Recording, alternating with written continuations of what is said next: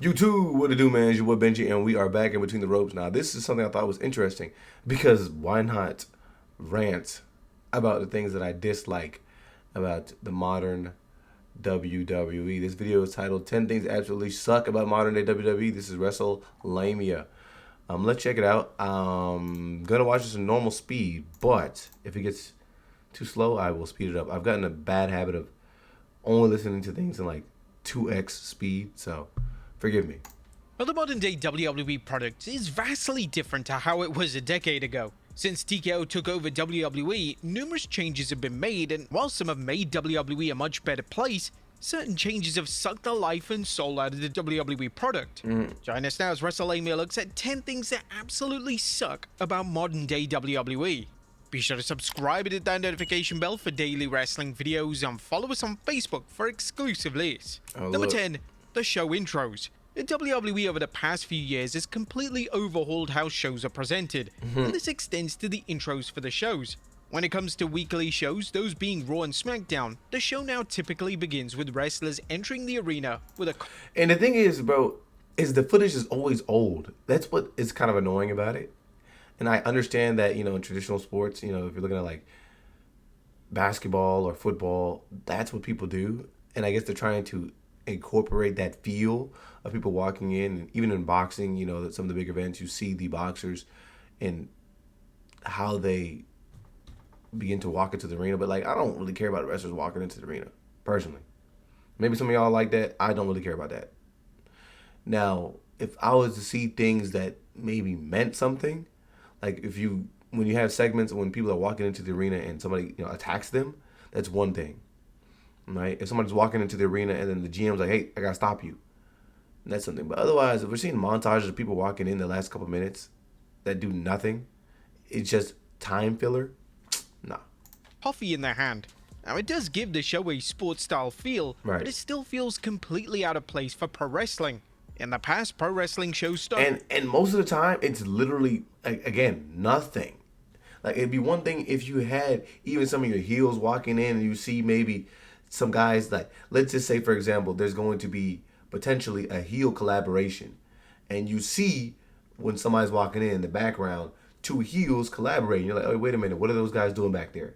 You don't typically see that in these intros. You might see something like that in a segment later in the show, but that's why I said it's just time killer for me. That's why I normally skip. If you watch the walk alongs with me, I normally skip the beginning of the show. That's all they do, and it's like, bro, an extra 5 minutes of show where they're just showing people walk in.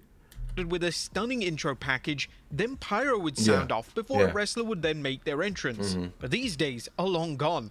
WWE seems to love this type of presentation, and there appears to be no sign that any change is on the horizon, at least anytime soon.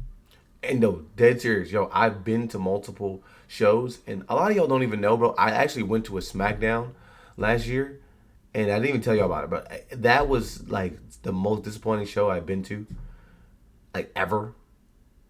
I mean, a part of it was, I might drop that vlog, bro, and like, I don't want to be a super negative Nancy, but I might drop the footage, bro.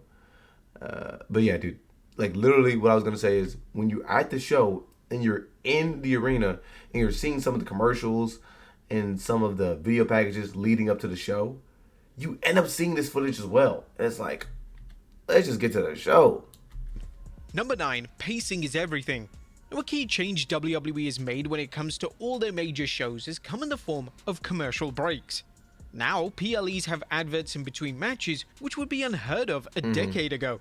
This has led to vast criticism, especially from international fans, as fans are forced to look at a screen for like 5 minutes whilst they wait for the WWE to return from commercial. The reason for commercials on shows is one that is strictly revenue-based. Due to WWE airing on streaming platforms, this is how both sides are making billions of dollars each year. It's worth addressing that WWE could have easily taken this approach in the WWE Network days, but the fact that they didn't speaks volumes to how they've always put fans first when it comes to the overall viewing experience. The main issue comes from how these commercials are inserted, as they negatively impact the overall viewing experience for the fan. O'Shea Jackson recently discussed this via X by saying, WWE must figure out better pacing for their ads. The way the flow is absolutely ruined on a streaming service people are already paying to have is wild. Yeah. I know ads have to be there, but it just never felt like a consistent flow of television on Mondays. And things like Javon signing to Raw deserve to be shown on Raw. I know there are ways around it, but the people who are watching it legitimately on time on Mondays shouldn't be punished. The traditional pay-per-view model was simple in nature. The format of the shows saw consistent matches, and there could usually be backstage segments or even a WWE tied plug between the matches. This meant that WWE could have around 8 matches on a 3-hour broadcast. But due to the sheer number of ads that WWE is contracted to include for each show, the idea of an 8-match card is unrealistic now. WWE executive Bruce Pritchard recently stated that less is more when it comes to WWE PLEs, but this was short-sighted, and Pritchard clearly knows that the only reason for the limited number of matches on a PLE card is because of the commercials. Unfortunately, due to the revenue these ads bring in, there's no chance of this changing anytime soon. Number 8. Too many titles. Does WWE have too many titles right now? Well, I don't know about that, bro. Nah, I ain't gonna lie. The ads suck. And y'all seen a lot of my reviews and even my watch-alongs. I will lose my mind sometimes because it's like you're watching ad. Like, dude, I've seen sometimes it'll be an entrance, and if it's a super long entrance, you might catch an ad in between, an ad break in between the entrance, and then maybe you'll have the middle of somebody else's entrance, right? And then maybe the commentary or announcer will get on there and say, "Hey, we got a match between da da da da," ad. And then so now you'll be in the middle of the match, they'll do a couple moves, we'll be right back with you, ad. And it's like, what in the world? And then you come back to the show, and they'll be still wrestling, and then you may get the finish, or you get another ad, and then you'll come back, and then you'll get the finish, and then the finish happens, maybe the brawl happens, ad, and then you come back to the next segment. It's like, dude, we just saw 5 ads for one match. And I understand if you are contractually obligated to show a certain amount of advertisements or commercials, but like they said, the pacing is everything. Fit it into where it makes sense. If you have somebody get attacked backstage and then look menacingly into the camera, fade to an ad, right? And then you can, boom, begin an entrance. Like, it has to make a little bit of sense, man. I think that you can see a big portion of the entrance, and that's cool. But you don't really care much about that as a viewer, unless it's maybe like Jey Uso. You can have the beginning of his entrance, boom, boom, boom, boom, and then go to the ad, and then you've got to come back to the, or something. We got it. I don't know. They got to pace that stuff way better, man. this has been a common complaint from fans, and it has a ton of merit. Whilst WWE has arguably had too many active titles at one time for years, it's never been this problematic, as reigns can last for months on end with just 1 or 2 title offenses. That is the problem. I don't think the number of belts is necessarily the issue, because in theory, it allows for everybody to have screen time. The problem is that there aren't writing feuds or matches that even make sense to afford the amount of belts that they have. You have an Intercontinental Championship and a United States Championship. They've started to do work in order to incorporate a lot of characters into the Intercontinental Championship scene. So a lot of women who weren't getting TV time are now afforded that opportunity. But on the other end, if you look at the United States title on the women's division, you've had multiple title reigns where people didn't even defend the belt but once or twice. And for the, like, again, the majority, what's this girl's name? Aleister Black's wife, Selena. She wasn't even on TV for the majority of her title reign. Neither was Julia. So it's like, what are we doing? They weren't even, there was weeks on end where they weren't even on TV. Stephanie Vaquer was holding the championship and just disappeared for weeks. Rhea Ripley disappeared for weeks. Io Sky disappeared for weeks, holding the title. What in the world is going on? Dominic Mysterio is your Intercontinental Champion, and he hasn't been on TV since, I don't know, since he won it back from Cena? November? Or was that December? What in the world? And then don't get me started on these dudes that held the tag team championships for, oh my gosh, it was like 200 days or something like that. and they defended it once. And I would like to specifically state that I'm not saying that they have to defend the belts. I think that can be written well. I think that there were instances in which when Logan Paul was holding the belt, he was like, bro, I'm not about to give you a chance. No, I'm not. And I think that's cool that you can have the heels. Even Chelsea Green, that was losing her mind over the fact that she had to potentially actually put her belt on the line. She didn't want to do that. That's cool. I think that you can have some of the cowardly heels be like, I'm not defending this. No, even Dominic Mysterio's done that. And you can work that into storyline, and that accentuates their character, highlights their character. But if the majority of the time these people are actually holding titles, you're not actually writing any feuds. You're not trying to bring people into the storyline. Then you're just doing nothing, right? Then when there's people that are holding titles that are actively doing nothing, no one's checking for the titles, no one's trying to feud with them. Then the problem is now you've watered down the titles. Y'all let me know what y'all think about that. Ooh, I mean, we're only halfway through this. This has been seen with the women's US title, as despite the title now being a year old, it's yet to be defended on a single PLE. Based on the current presentation of the title on SmackDown, this is unlikely to change, and it would be a total miracle if the title makes a WrestleMania card at all. And again, that's where you hurt your wrestlers. If you introduce these titles to, quote unquote, allow more opportunity, but it's been a year and this thing hasn't not been on a PLE yet, why would you even want to be somebody who's written into having that title? Or in kayfabe, why would you want to be somebody who's holding that title? Ultimately, WWE just has no interest taking certain titles seriously, and it's only when a big star wins these titles, such as Becky Lynch winning the Women's IC title, is when WWE begins to show some urgency. Number 7, they've gone too far. And when early 2025, WWE made the bold call to lean heavily into the fact that WWE was scripted. Names such as The Rock and Triple H would openly address that the show was formatted, and when WWE Unreal came along, this changed everything.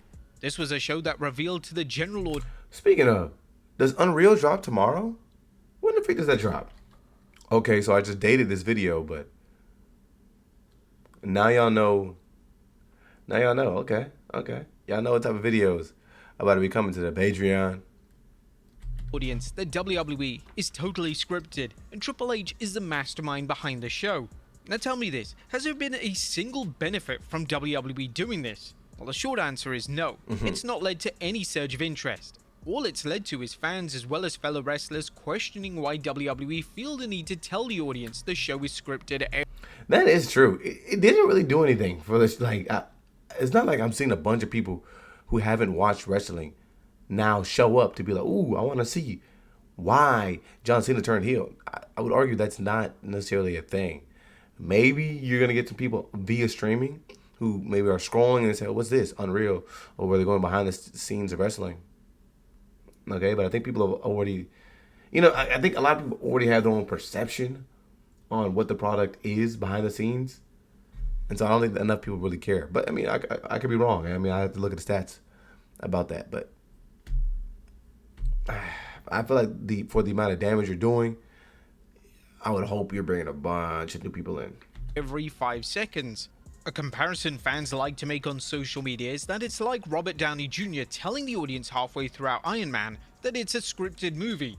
It's just a bizarre approach. It's almost as if WWE wants key members of the creative team, Triple H, to receive credit for the success of the product. And it's exactly that. It's. I think you can have Unreal operate, on its own, but literally during the PLEs, they had the post shows where they would have the pay-per-view event, right? You would just watch it, and this was like a big spectacle. And then after the show, they would go do interviews talking about, the way we wrote it, the way we were thinking about it is when and these guys came to conference together, John Cena told us that. It's like, what? We are literally still, you're still watching the pay-per-view. And they're telling you, after the last match, in an interview, about how this is scripted. That was crazy. Number 6, viral moments.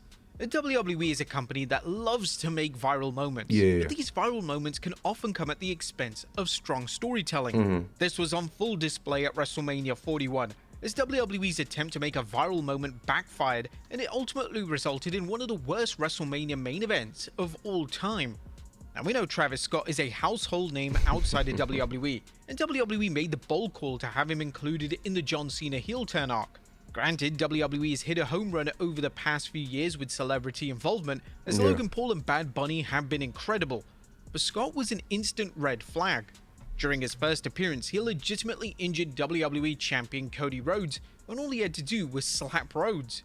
Then fast forward to WrestleMania, and they would present Scott as the difference maker in the Rhodes vs Cena main event matchup. Scott would then take a lifetime to come down to the ring, and he was presented as if he was bigger than Rhodes and Cena. It was a terrible call, and fans quickly called it out.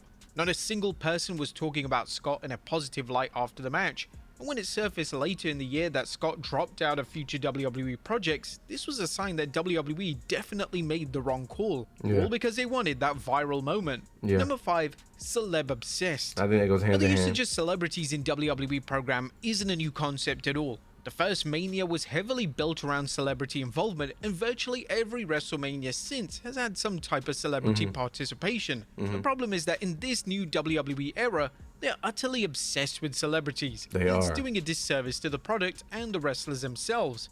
The WWE boom period of the modern era occurred around 2022, and this didn't occur thanks to a celebrity. It occurred thanks to strong, compelling creative combined with an over roster. Weirdly, despite shows doing extremely well, WWE just can't resist making everything about the celebrities. When it came time to promote WrestlePalooza, they made the call to even have celebs as the first people featured in the promo package. Rightfully so, WWE were called out for this, as it wasn't just false advertising. It made it look like celebrities such as Snoop Dogg were bigger than names such as John Cena and Cody Rhodes. Some say Triple H is being influenced to do this, and that may be the case, but even he's missing WWE-related shows to attend celebrity-related events. Notably, in 2025, the Game missed Raw to attend a Tony Hinchcliffe taping, and when he was questioned on this, he had no idea what had occurred on that episode of Raw. It was a terrible look for the head of WWE creative. Number 4, endless teasers. Triple H loves never-ending feuds. Feuds that dominate television time are feuds that often last for 6 months or longer. And when the payoff match finally occurs, fans are delighted when it's over. This has been seen time and time again with Triple H's booking approach, and it was most recently seen with the lackluster Damian Priest vs Aleister Black feud. Outside of this, one of the things that the game likes to do is to tease a storyline, then never follow up on it. And let's just look at 2 major ones from his time as WWE head of creative. The first being Gable vs Otis. As when Chad Gable turned heel, Otis turned into the biggest babyface in the world. He was receiving thunderous reactions on a week. And this is what I'll be talking about. The WWE knows how to do certain things, right? They built this up where people were waiting for that big moment that Otis was going to crash out on Chad Gable. The people were loving this scrub. It never happened. And Chad Gable was positioned to be this big star. Never happened. This is heading to WrestleMania 40, bro. Where he was supposed to be alongside Sami Zayn. And then didn't, because Sami Zayn took his opportunity. And, I mean, we didn't even get that feud payoff. And then randomly, they had Sami Zayn and Chad Gable had a match, I think. And we didn't get Otis and Chad. It's just so... it was right there as a layup, and it never happened. Basis, and fans were eagerly anticipating him turning on Gable. Weirdly, this match never occurred during their feud. That's right, they had an entire feud of just teases. The more recent one that he's been guilty of is the Orton vs Rhodes feud, as Randy Orton has been looking directly at the WWE title for almost 2 years now, and it's become so frustrating that it's turned into a running joke amongst fans. WWE has teased an Orton heel turn and a subsequent feud with Rhodes for years now, but every time WWE seems to move forward with the program, they pivot at the last moment. Number 3, too many shows. The WWE has too many shows. There's no denying it. Raw and SmackDown are given blockbuster matches due to PLEs having limited matches, so this means that the builds to these PLEs are underwhelming and flat. WWE has also encountered a pivotal issue with Saturday Night's main event, as it made the insane call to have the majority of these take place the week before a PLE. Take, for instance, in 2025 and 2026 respectively, Saturday night's main event takes It's a place week before Royal Rumble. 7 days before the Rumble. This kills the momentum and the build to the Rumble completely, and it's We have only seen Cody Rhodes announce himself to be an entrant in the Royal Rumble, but we're getting all these people talking about fighting at Saturday night's main event. extremely hard to build up multiple shows simultaneously. Of course, ultimately this comes down to greed. WWE didn't need to add Saturday night main events to the calendar, but they just can't resist the extra revenue. The main concern for this is that it's going to burn everyone out, and this extends to talent and the writers. Triple H has already shut down the idea of every PLE going 2 nights, so he's fully aware of how grueling the current landscape is. So this is something that TKO must consider as we push through 2026. Number 2, WWE versus the fans. When Triple H was running NXT, he seemed to be the opposite of Vince McMahon. The game responded to criticism by directly implementing changes in his booking, and he was always kind and gracious to the fans. However, over the past year, this has dramatically changed. Triple H has gone on numerous rants about the fans complaining about the product and his specific dislike when it comes to discussing the IWC.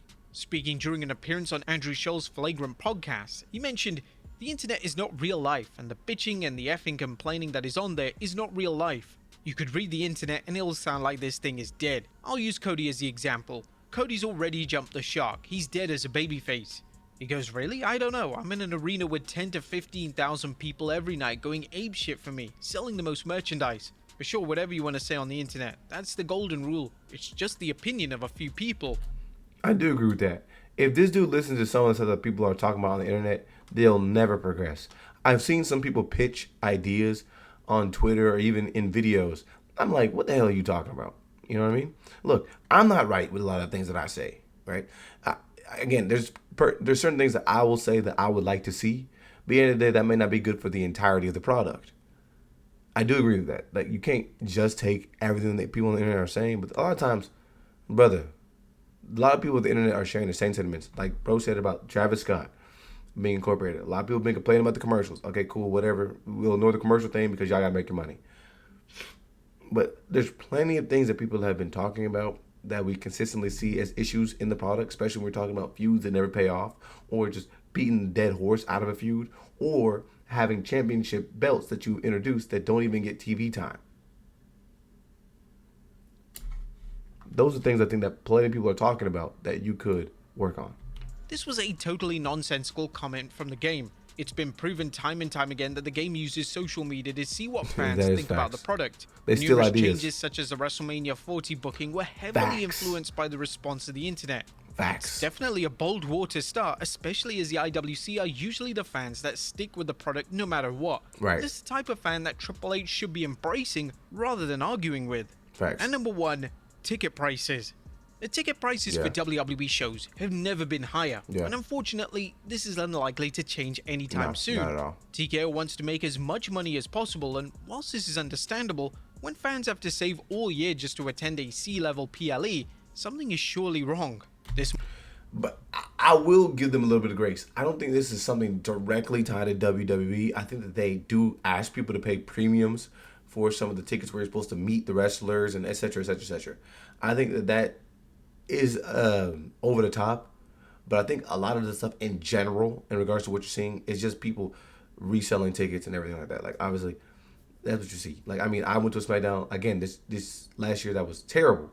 There were no stars being advertised. Literally going to the show, I didn't even understand what was going to be on the show. They didn't advertise any matches, who was going to be there, anything like that. I was like, I just bought the tickets. And I was like, all right, let's see what happens. And that was literally what it was. It wasn't until I pulled up to the show where finally I think the WWE started tweeting about what was going to go on, and we didn't even get any information at the show. But what I'm getting to is that a lot of the tickets I think just end up getting resold. Like, I mean, people are bots, bro. That's just unfortunately the age that we live in. I think that you can go to a myriad of events where you're just getting cooked in that regard, especially if you're buying third party. Model has even received criticism from WWE great Randy Orton, as Orton was speechless when it came to how much one fan had paid for his WrestleMania ticket. Yeah, tripping. This was a dire look for WWE and TKO. And again, that's not necessarily a problem. The problem is people are paying it. If they can ask for $1 million and people are paying it to go to, then I mean, technically, even though it's extremely greedy, they're not wrong. The demand is there. And their sheer greed was on full display. Now, the worst thing about this is that TKO execs are going one step further, and they made it clear that Vince McMahon's pricing tickets so families could attend was actually wrong, and they believe that there is opportunity to increase ticket prices even further. And look, at the end of the day, I understand it, extremely greedy, but it's trickle down effect, right? You might have now writers that are afforded bigger salaries. They're able to use this in order to build grander stages, book bigger venues, and pay the wrestlers more. TKO pricing out families is a ludicrous business strategy, and one that deserves to backfire in a major way. But there you have it, folks. 10 things that absolutely suck about modern day WWE. Let's check the comments out. WWE's really in this ruthless suppression era. You know it's bad when Ice Cube's son has something to say about the WWE product. Ticket prices are too much. I'm surprised no one's boycotted that. That's what I'm saying. Y'all can say that this stuff is too much, but y'all don't care that much. People really want ticket prices to change, stop attending shows altogether. Now do something. Facts. Again, if people are willing to pay for it, then they are not too bad. I personally think that at this point, Triple H isn't even in charge. He just creates a show. Yeah, I think he's just the face. That's it. But the problem is, brother, if you want to be the face of the product and you want to jump out in front of the camera every time you can, people are going to blame you. And I think that's just kind of part of his contract. He's just accepted being the blame. It's probably true, though. He probably does make a show, and then they're like, nah. That's not going to get things paid for. Based on PLE stages, ticket prices, no real surprises. Haven't started yet, but those are my guesses. WWE needs to desperately go back to rock songs to give each show anticipated feel. I mean, I think that's like, personal preference thing. That's what I'm talking about. I think that there's probably a money grab there, And they had to pay for licensing on these songs, and, there's potentially somebody giving them more money to play the current songs. I don't really care too much about that. Too many wrestlers under contract to barely wrestle. Crazy that WWE can have too many titles and too many shows, but so many wrestlers under contract that might wrestle 1 to 2 times a month. WWE needs to stop signing so many wrestlers to longer term deals that they're not going to use. I do agree with that. I think that there are a lot of wrestlers that just aren't even getting used. Why is AJ Lee on the show? Half of WWE's mid-card could get released tomorrow and it wouldn't affect the company. That released talent could do well in the indies, and who knows, maybe WWE calls them back in a couple of years. And I do think that is the problem. Is that whenever these releases happen, people are like, oh no, how? The WWE doesn't even use half these people. Half of the roster is family Dwayne. Okay, whatever. Is that whose fault is it that Samoans are having like 10 kids? Most of the stories are recycled from 6 months ago. Official songs of PLEs are no longer epic, war topic, heavy metal. It's just Weeknd or Cardi B. I agree with that. That's what I do agree with. I don't think it has to be heavy metal, but I do think that it's just obvious that they're just only going after the popular songs or popular artist. So the music, like for example, what is it? That's a SmackDown song from Megan Thee Stallion. 1, 2, 3, 4. 1, 2, 3. What the freak does that even have to do with wrestling? We gotta start these long entrances, though. I will say that long entrances.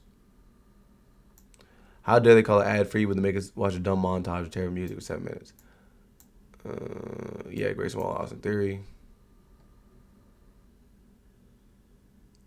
Not paying $30 to watch PLE. Now I will say, I thought about it. The $30 PLE thing is not too crazy because majority of the industry is charging you per pay-per-view.